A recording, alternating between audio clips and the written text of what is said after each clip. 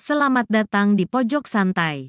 Sebelum Anda mendengarkan audiobook ini, kami menginformasikan bahwa channel ini adalah review audio dari buku yang ada di Indonesia. Untuk membaca keseluruhan buku ini, kami menyarankan membeli buku aslinya di toko buku kesayangan Anda, baik offline maupun online. Keberadaan channel ini dimaksudkan untuk membantu Anda mendapatkan pengetahuan dari buku-buku kesayangan Anda.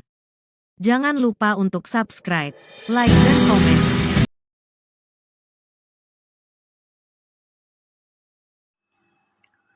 Selamat datang di Pojok Santai, channel khusus yang membahas komik dan novel dengan cara asyik. Bergola Wungu dan 3 temannya tidak berdaya menghadapi Wiro yang seorang diri. Bagaimana kelanjutannya?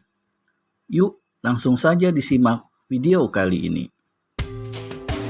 Begitu 4 brewok dari Gua Sanggreng lenyap di kejauhan, maka Wiro Sableng segera lepaskan totokan di leher Nilam Suri.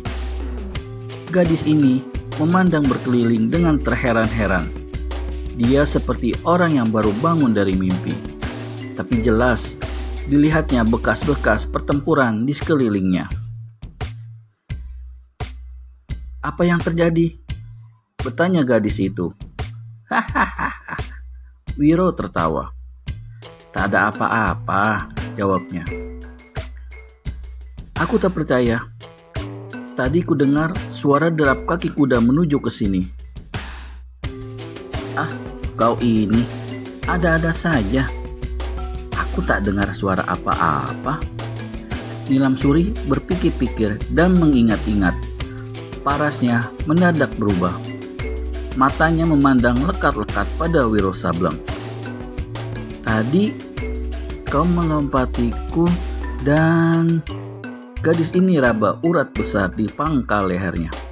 "Ya, kau menotok urat besar di leherku ini." Habis berkata demikian, Nilam Suri segera cabut pedang. "Apa yang kau telah perbuat terhadap diriku?" tanyanya membentak. Murid Sinto Gendeng memaki dalam hati. "Waduh, sudah ditolong malah menuduh yang bukan-bukan." Tapi di hadapan si gadis itu, pemuda itu masih sunggingkan senyum. "Kuharap kau jangan punya pikiran yang tidak-tidak terhadapku, saudari. Lalu perlu apa kau menotok aku?" Wiro garuk-garuk kepalanya. Dia tak ingin Nilam Suri tahu siapa dia sebenarnya. Karena itu, dia menjawab dusta. "Kau ingat bagaimana kau begitu kalap untuk bertempur melawan 4 brewok dari Gua Sanggreng itu?" "Ya, lalu?" "Dengar saudari, aku hanya paham sedikit ilmu totokan. Karena aku tahu kau tak bakal sanggup menghadapi mereka. Aku lantas totok kau punya urat besar, lalu sembunyi di balik rumpun bambu. Ketika mereka pergi, kubawa kau kembali ke sini dan kulepaskan totokan di lehermu." "Aku tak percaya," kata Nilam Suri. "Aku memang tidak suruh kau percaya untuk mempercayainya," menyahuti Wiro Sableng. "Kau ini siapa sebenarnya?" Wiro Sableng hela napas panjang. "Bukankah aku sudah kasih tahu nama? Malah kau sendiri masih rahasiakan kau punya nama." Nilam Suri dalam kesalnya tambah tak percaya. Terlintas dalam pikirannya untuk menjajal si pemuda. "Baik," katanya. "Jika kau tidak mau kasih keterangan, biar pedangku ini yang memintanya." Habis berkata demikian, maka gadis ini segera kirimkan satu tusukan hebat ke dada Wiro Sableng. Wiro terkejut dan gerabak kerubuk lompat ke samping. Aduh, saudari, apa-apaan ini? Kenapa kau serang aku?"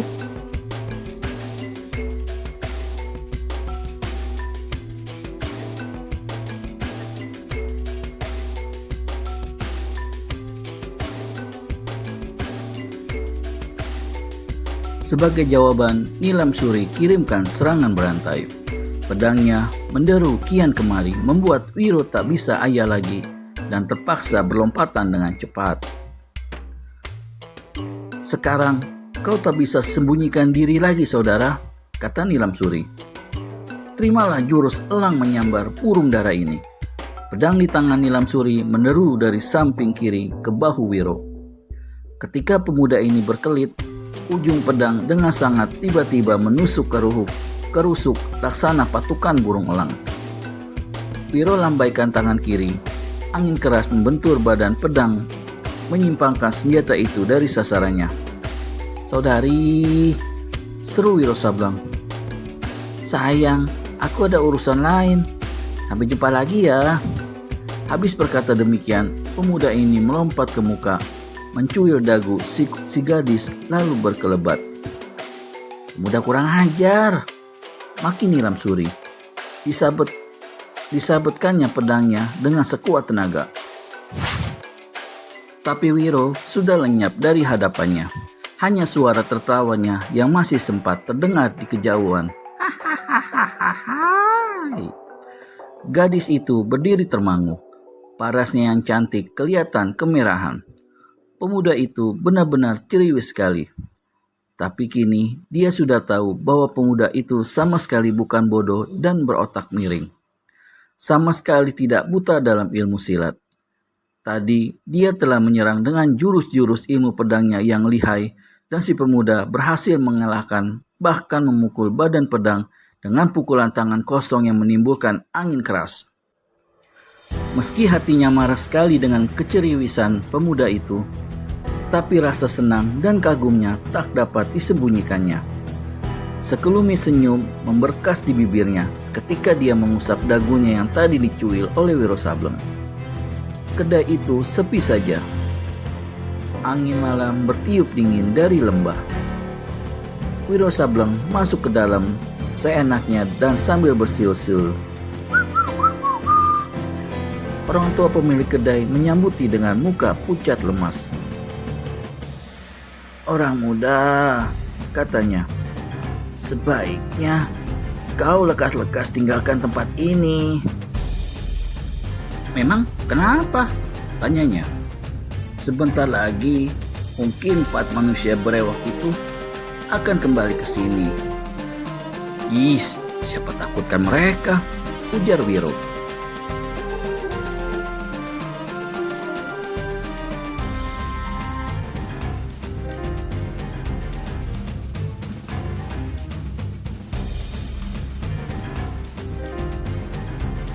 Tapi anak muda, kau mungkin belum tahu siapa mereka itu. Peduli amat siapa mereka, kata Wiro pula sambil duduk di kursi. Dan pemilik kedai itu berkata lagi, mereka adalah rampok-rampok yang ditakuti di sungai Cimandilu. Mereka adalah 4 brewok dari Goa Sangreng. Biar mereka adalah 4 setan dari neraka, aku tetap tak peduli.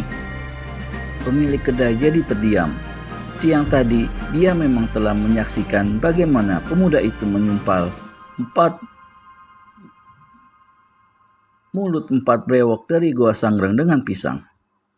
Maka bertanyalah dia, orang muda, kau ini siapa sebenarnya? Dan datang dari mana? Wiro usap-usap dagunya yang licin. Ini mengingatkannya pada dagu Nilam Suri yang dicuilnya dan pemuda ini senyum-senyum sendiri. Si orang tua diam-diam mulai meragukan apakah anak muda ini berotak sehat. Bapak sudah lama tinggal di sini? Tanya Wiro. Sejak masih orok. Kalau begitu tentu kenal dengan Rana Weleng. Oh tentu sekali. Beliau adalah kepala kampung yang baik. Cuma sayang kenapa? Orang tua itu tak segera menjawab. Dia memandang keluar kedai seperti mau menembusi kegelapan malam, seperti tengah mengenangkan sesuatu. Beliau sudah meninggal, katanya kemudian menambahkan. Wiro Sableng menelan ludahnya. Bapak tahu siapa yang membunuhnya? Pertanyaan ini membuat si orang tua memandang lekat-lekat pada paras Wiro Sableng. Semua orang tahu, katanya. Kemudian dituturkannya peristiwa kematian Rana Weleng dan Suci Bantari sekitar 17 tahun yang lewat. Kisah ini sudah didengar sejelasnya oleh Wiro Sableng dari gurunya Eyang Sinto Gendeng. Ada satu keanehan dalam peristiwa 17 tahun yang lalu itu, kata si pemilik kedai. Keanehan bagaimana? Tanya Wiro ingin tahu. Waktu itu Mahesa Birawa dan anak-anak buahnya membakar rumah mendiang Rana Weleng. Dalam kobaran api yang tiada terkirakan besarnya, terdengar suara tangisan orok. Itu adalah oroknya Rana Weleng sendiri. Orang banyak sangat kebingungan. Bagaimana mungkin menyelamatkan bayi dalam kobaran api itu? Pada saat yang sangat tegang itu, semua orang melihat berkelebatnya bayangan hitam. Sangat cepat sekali bayangan hitam itu menyerbu ke dalam kobaran api, lalu lenyap. Dan suara tangisan oroknya Rana Weleng juga hilang. Sewaktu api padam, semua orang mencari, tapi tak ditemui tulang belulang orok itu. Wiro Sableng termangu-mangu.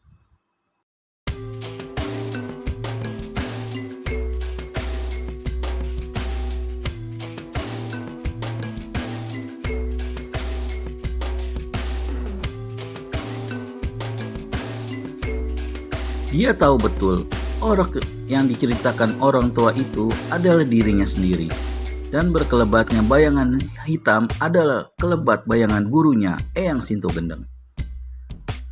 Sampai sekarang tidak pernah diketahui di mana anak Rana Weleng itu, bertanya Wiro. Si orang tua angkat bahu. Kalau dia masih hidup, kira-kira sebesar kaulah anak muda, katanya. Mahesa Birawa sendiri, apakah masih hidup? Masih. Sampai 2 tahun belakangan ini, dia masih tinggal di sini. Tapi sekarang entah di mana. Tapi ada atau tidaknya dia di sini, sama saja. 4 orang anak buahnya sama saja jahat dan kejamnya. Dan keempatnya malang melintang di kampung ini. Kalau makan tak pernah bayar. Apakah mereka itu 4 brewok dari Gua Sangreng itu? Tanya Wiro. Bukan. Justru 4 brewok dari Gua Sangreng ini sengaja datang dari jauh bikin perhitungan dengan anak buah Mahesa Birawa yang masih bercokol di sini. Dan 4 brewok dari Gua Sangreng itu bukanlah manusia baik. Mereka rampok-rampok yang tak kalah kejam dan terkutuknya dengan anak-anak buah Mahesa Birawa. Tapi ketika mereka datang, anak-anak buah Mahesa Birawa tak ada di sini. Kebetulan keluar sudah 4 hari dengan hari ini. Wiro mengulurkan tangannya memotes sebuah pisang yang tergantung. Apakah kau punya uang untuk membayar pisang itu, anak muda? Tanya si pemilik kedai. Wiro pun tertawa. Utang dulu toh nggak apa-apa ya, sahutnya. Si orang tua mengeluh dalam hati.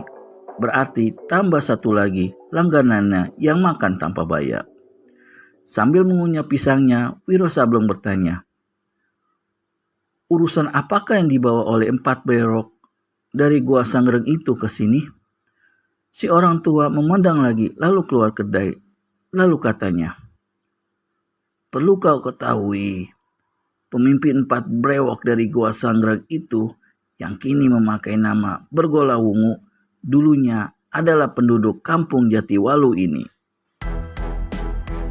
Anak-anak buah Mahesa Birawa yang bercokol di sini kemudian menghabisi ayahnya juga ibunya, merusak kehormatan perempuan itu serta saudara-saudara perempuannya.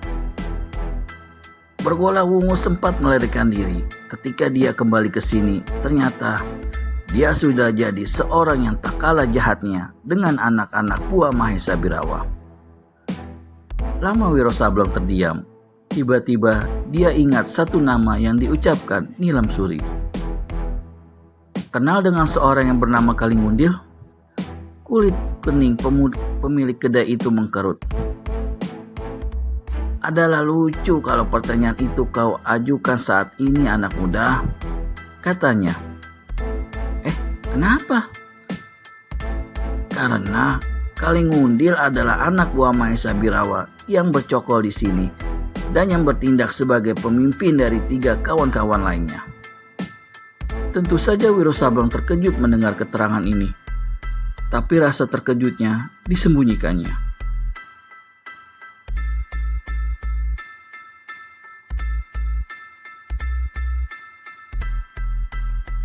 Dan dia berpikir-pikir, mengapa gadis itu di pekuburan siang tadi menanyakan apakah kedua orang tuanya dihabisi oleh manusia bernama Kalingundil itu.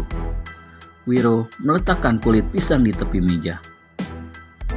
Siang tadi, 4 brewok dari Goa Sanggreng itu telah mengeroyok seorang gadis belia berparas cantik.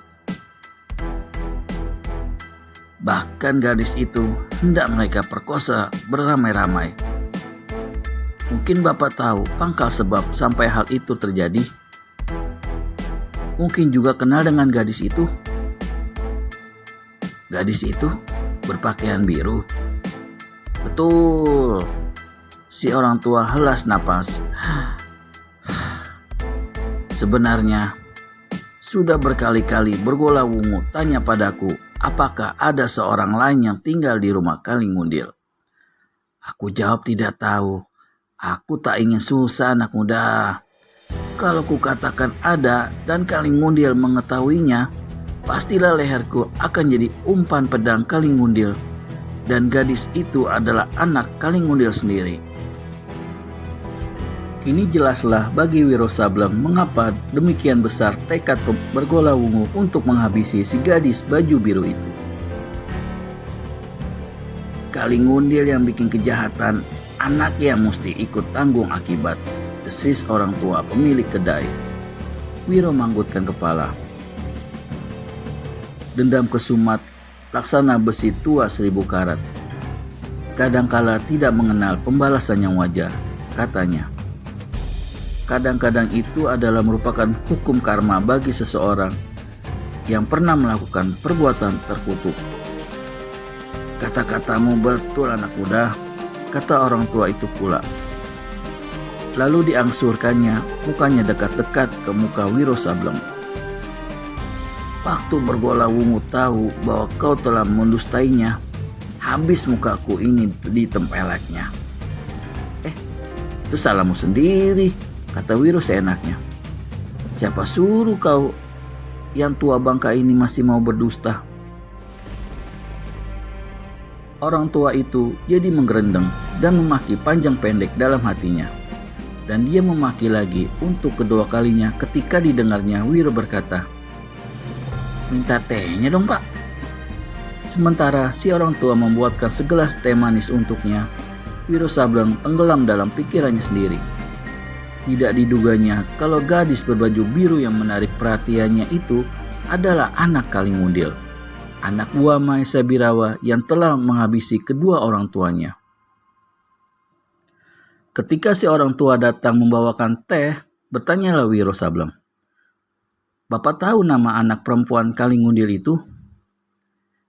"Nilam Suri." "Nama bagus, orangnya juga cantik, tapi sayang bapaknya manusia terkutuk." Sewaktu Mahesa Birawa melakukan pembunuhan atas diri Rana Weleng, apakah Kalingundil juga ikut-ikutan? Tanya Wiro lagi.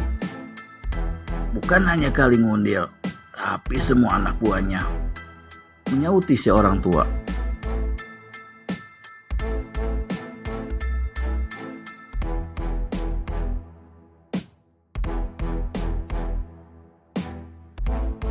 Wiro hendak bertanya lagi, tapi mulutnya terkatup kembali karena di luar terdengar suara gemuruh derap kaki kuda.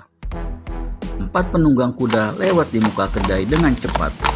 Mereka bukanlah 4 brewok dari Goa Sanggreng. Dan ketika Wiro Sableng berpaling pada orang tua pemilik kedai, orang tua ini tarik napas panjang dan berkata, "Kalingundil dan anak-anak buahnya pasti akan segera terjadi bentrokan dengan bergola wungu. Menurutmu, siapa yang bakal menang di antara mereka? Tanya Wiro. Orang tua itu angkat bahu. Aku tidak mengharapkan siapapun di antara mereka akan menang.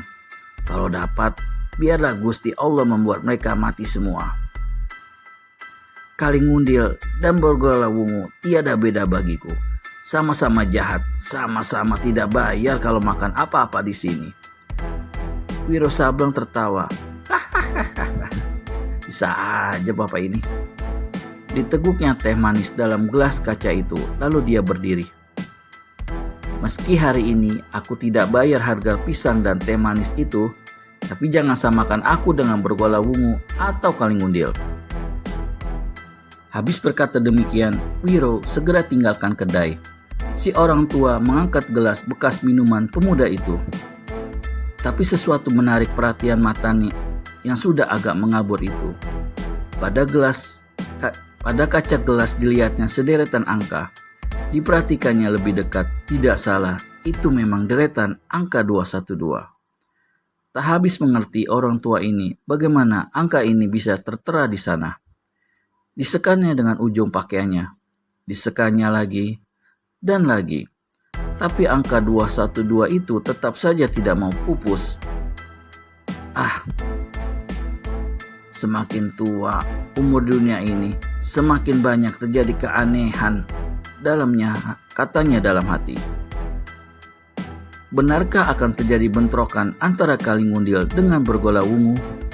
Siapa yang lebih tangguh? Temukan jawabannya di video selanjutnya hanya di channel Pojok Santai. Segera subscribe dan tekan tombol lonceng untuk mendapat notifikasi video terbaru dari kami. Terima kasih dan sampai bertemu kembali.